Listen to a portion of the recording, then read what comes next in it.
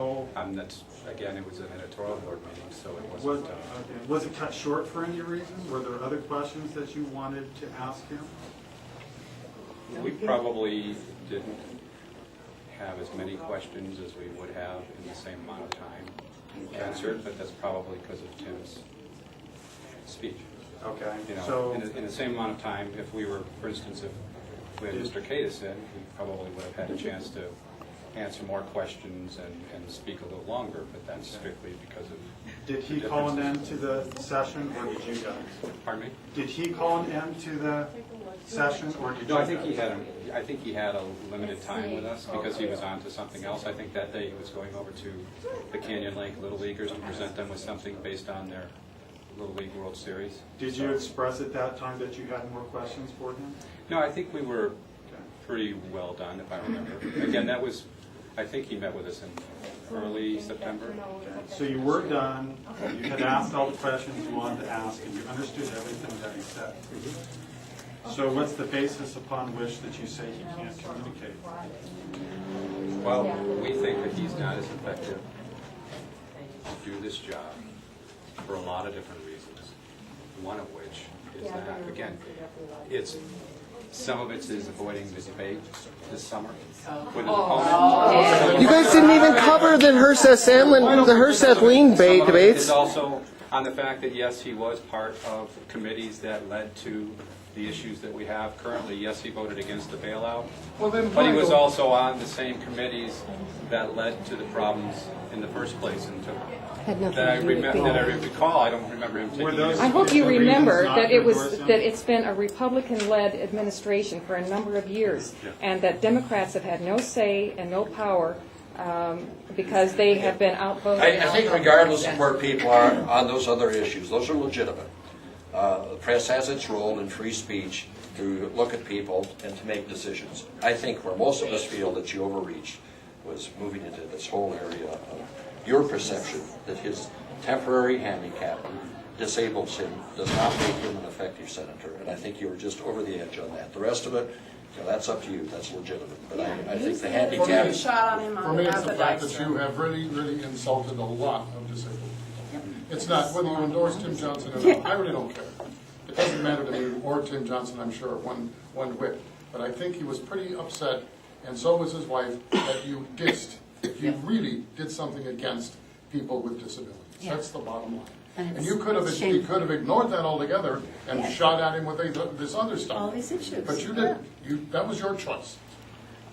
It was cruel. It was downright cruel. Yes. Let me ask you a question.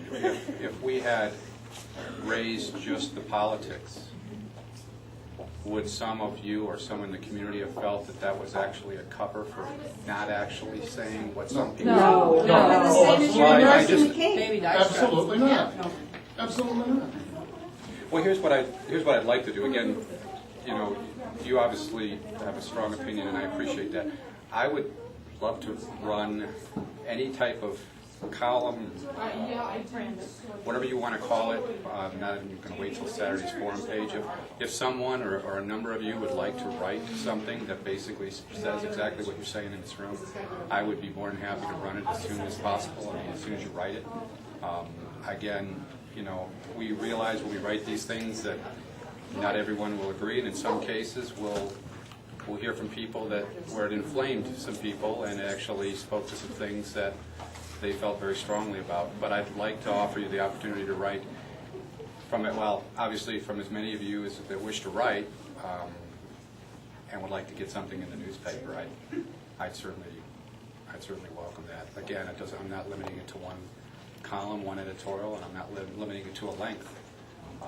I'd certainly love to have your point of view taken in the paper.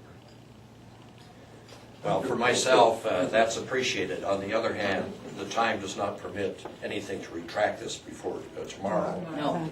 But I do appreciate the offer. But to me, it's not about the election. It's not about the election. And if it's run from a month from now, that's fine. But I want somebody in the disabled community to hear that we are upset about that. Whether as I said before, whether you endorse Tim Johnson or not, it doesn't matter to me one bit. It's just that I really feel bad for people who are other able, for children out there who would have read this column and say, I can't, my hope is gone, I'm lesser than everybody else. And that's what it said to me. Now, you could certainly cover this demonstration and protest in your paper tomorrow Yes. on Election Day. It's a news event. It is a news event. Look Tomorrow's the outside. election. A lot of people have had to leave now because they were on their lunch hour, but there was a large turnout. They're still out there along with some TV cameras. So if you cover this news event in tomorrow's paper, that would be very important. Well, you got the wrong, well, I'll tell you what I'll do, I'll get somebody to do that. They're already down there. Oh, you got some people down here? They're already there.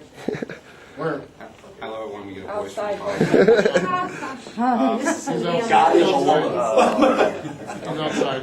Well, then, yeah, we can certainly do that as well. But I mean, in addition to that, you know, obviously, when we write something, it's going to be from a news story, not editorial. It's going to be fair and balanced and objective. But if you want to give us something that's obviously more opinion, please do that as well. You know, it's truly unfortunate that you didn't take this from the beginning. This is exactly the reason that I'm running for office, is because my son is sitting in this chair. Yeah, and I don't think you have a vantage point of where disabled people are in South Dakota. We've been on a waiting list for 14 years for home health. You know, to take out the senator's disability was very, very bad for him.